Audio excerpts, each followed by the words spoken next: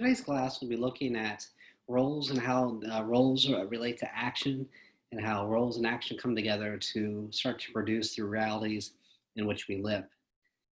So before we move on to looking at more behavior compared to the first couple chapters, we'll recap what we did. Basically the first couple chapters we were looking at looked at identity and socialization, looked at self and self-concept. And now we're kind of moving it up a little notch to actually look at connection between kind of role, self, and behavior. And again, kind of producing this negotiated reality. But, just to recap briefly, when looking at the self, the main idea is very social in nature. Rather than being born a certain way, born with a personality, the symbolic contractionists believe that the self is very social in the sense that it's created from the outside in rather than inside out. And we have selves, so we have multiple selves rather than one self. And the self is very situational. So basically, the multiple selves often relate to the situation in which we find ourselves. Um, Last weekend, I was with family, so I was the brother, I was the son, and then I come back home, I become the husband, the professor. Excuse me. So that's what we mean in terms of, multiple selves, but often the selves connected to the situation in which we find ourselves. And so finally, we looked at the self as being performative. And so basically, as a self-concept, a way of thinking, we also give that performance that comes with it. And that tied into a lot of Goffman's thought in terms of presentation of self in everyday life. So now we'll move forward to look at roles in action. And so, one main premise of symbolic contractionism is that, reality is created from the bottom up. We, need individuals interacting with one another to produce the realities in which we live. And we start to see that in this chapter today. So overall, we recognize that we all define situations. And when we define situations in similar ways, and that's when we start to build functional realities. So, if we enter a situation and everybody's on a different page, then the situation itself is going to be very dysfunctional. Rather than order, there's going to be disorder. But when we enter a situation all carrying the same kind of definition of what the situation is and how it unplays, that's basically how we create order. That's how we create functionality. And so we have a couple of examples, the student-teacher relationship, so when we enter a classroom, when we enter these roles, I have to perform my responsibilities, you have to perform yours. And as long as we all kind of carry the same definitions of, what needs to be done, who's going to be doing it, then we can create a kind of functional educational reality. But on the other hand, if we carry different situations, situational definitions, then the education is not going to occur. So if you come into class not having done your homework, but instead written a lecture, then that's not going to work because lecturing is not your responsibility. Your responsibility is to do the work. Likewise, if I come to class having no plan, not having a lecture, then it's going to be disorder. You could be doing the readings, you could be doing your assignments, but if I don't do my job, the teaching, the assessing, then again, the education is not going to occur. So we need to carry kind of the same definition of the situation, who's doing what and how they're doing it, for the situation to be functional, for order to be created. And the same thing, cook and a waiter, so we have different responsibilities, different roles, but when you kind of carry the same understandings of the situation, who's doing what, how they're doing it, then you can have a functional kitchen, you can have a functional restaurant. But if the waiter is trying to cook and then the wife's taking out the food to the tables, then there's going to be disorder, dysfunction. So that's what we're looking at there. And the book talked about we don't always carry the same shared understanding of a situation. So we talked about this briefly earlier in the semester, and recognizing that sometimes we think we're on the same page, but often we're not. In terms of somebody says they feel good, It doesn't really mean the same thing when I say I feel good. So, those are minor differences. Sometimes, they're kind of larger misunderstandings in terms of different definitions of situations. The book talked about this, and it's relevant to kind of our lives today. How policing practices can carry different definitions of situations. Kind of certain people can look at policing practices in one light, and then other people can look at the same policing practices much differently. And we see this all the time in sports with respect to you can be watching the exact same game, but if you're a fan of Team A, you're going to see the game one way compared to if you're a fan of Team B.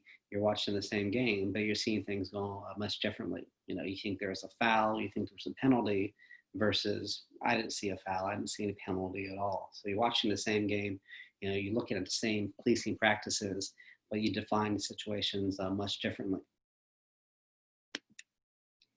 So when looking at how kind of reality begins to, uh, kind of bubble up from the bottom, what we start to see are these kind of shared understandings of situations.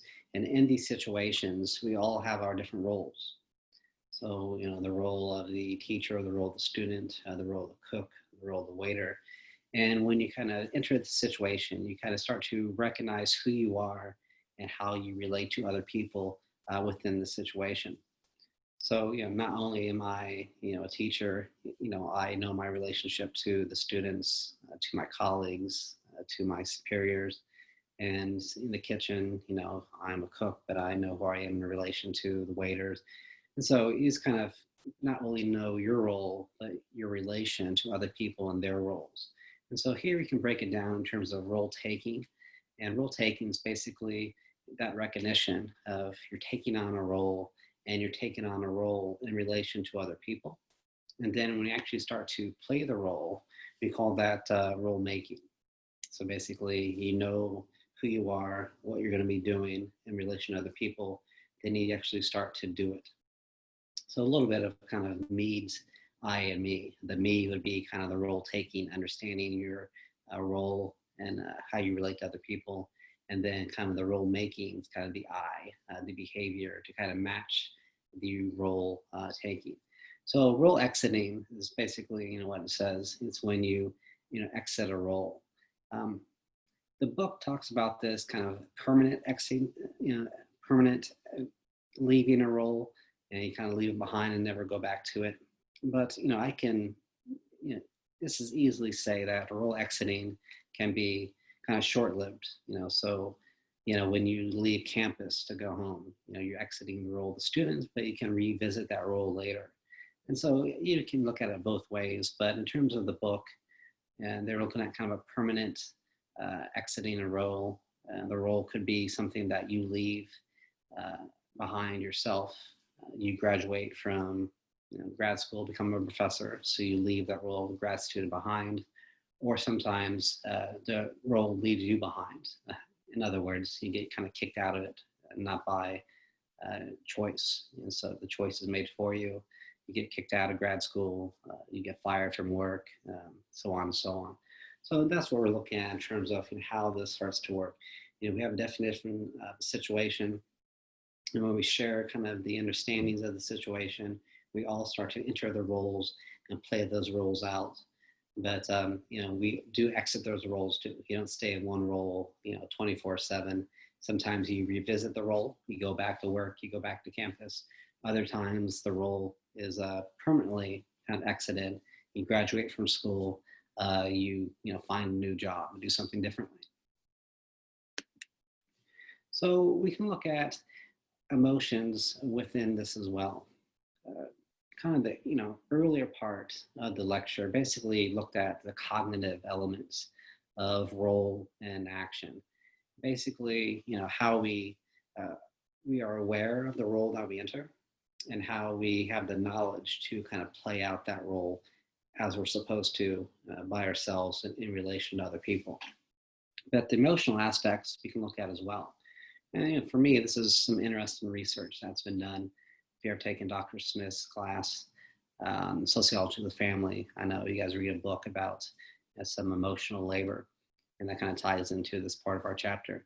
So emotional aspects basically are the expectations and navigating expectations within our roles when it comes to emotions. And so we call these expectations of emotions feeling rules, different kind of rules, expectations we have, what is appropriate in one setting or another in terms of displaying or not displaying certain types of emotions. So, I have a couple examples here. If you're going to a funeral, versus kind of a life celebration. They'll have different feeling rules. Life celebration, you're supposed to be kind of happy, you're supposed to be more positive. A funeral, in a traditional sense, you're going to be down, you're going to be sad. If you go to a tennis match versus a football game, again, there are different kind of feeling rules there. A tennis match, you're supposed to be kind of quiet during the play, and then you can get excited kind of during breaks. Football, basically, you're getting loud during the plays, and then kind of during the breaks, you calm down a little bit. And so, again, these different kind of expectations of emotional states and expressing or not expressing certain emotions, we call feeling rules. And then, kind of within these feeling rules, we do emotion work. And so sometimes referred to as kind of emotional labor. This is when we try to align ourselves with the expectations of emotions. And so I took a flight last weekend, and I always think about this when I see flight attendants. They have to always kind of act, like they're in a good mood. They have to act, like they're happy. And it's funny because there's one flight attendant who was in front of me. And she was complaining to the passenger right in front of me, saying that she hated her job ever since COVID-19 hit. Like she hates her job, and I kind of felt really bad for her. But nevertheless, 2 seconds later, she gets on the intercom and she, "Hi, welcome." So she like totally turned it on. Like she was happy. Like she didn't hate her job.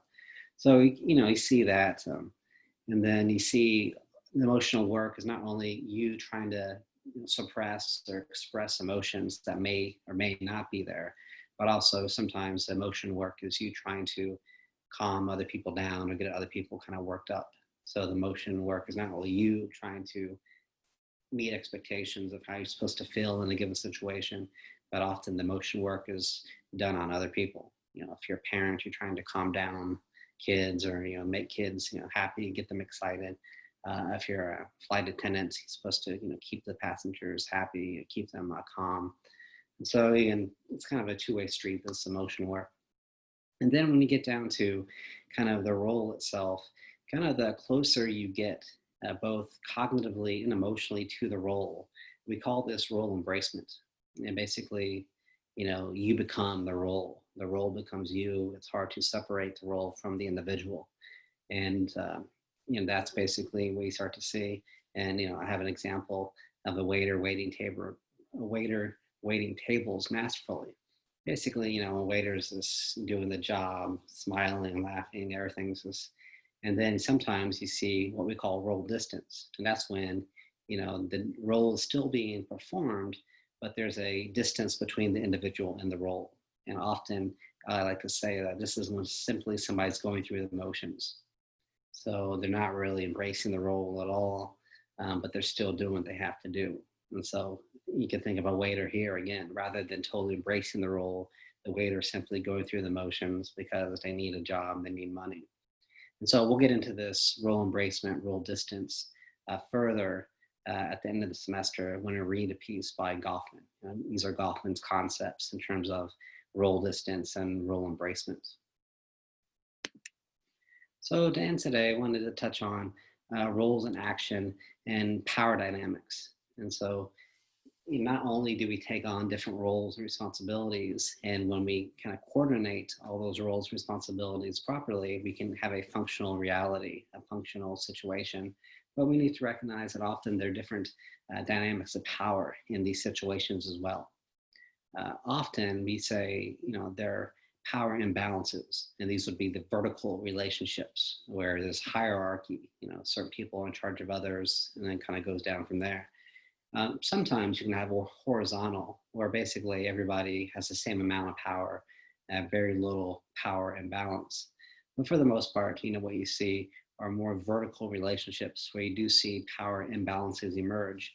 And this is based upon dependencies, how dependent you are on other people, resources, how much resources you have or you lack, and alternatives. So is there a different alternative I can get into, to get out of this relationship? So just, I talk about a parent and child. When a child is very young, there's a power imbalance in the family.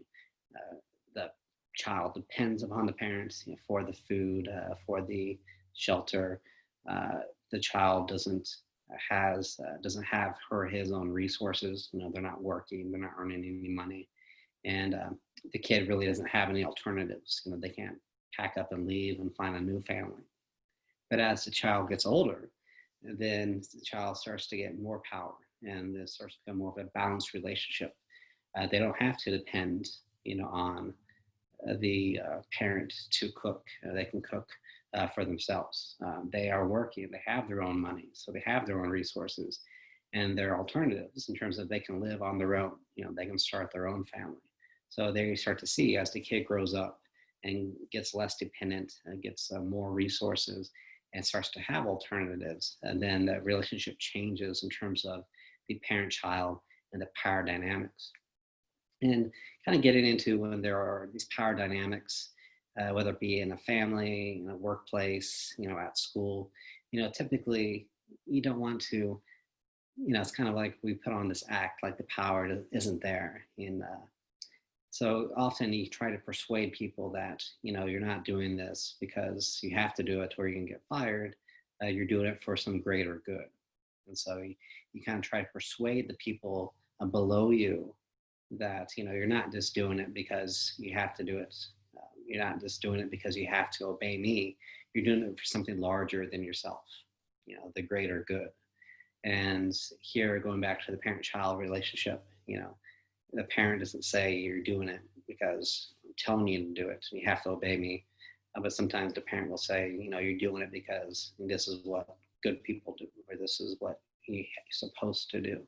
So it's some type of greater good being put out there to try to persuade people to fall in line and to obey, and kind of try to ignore the power dynamics that exist.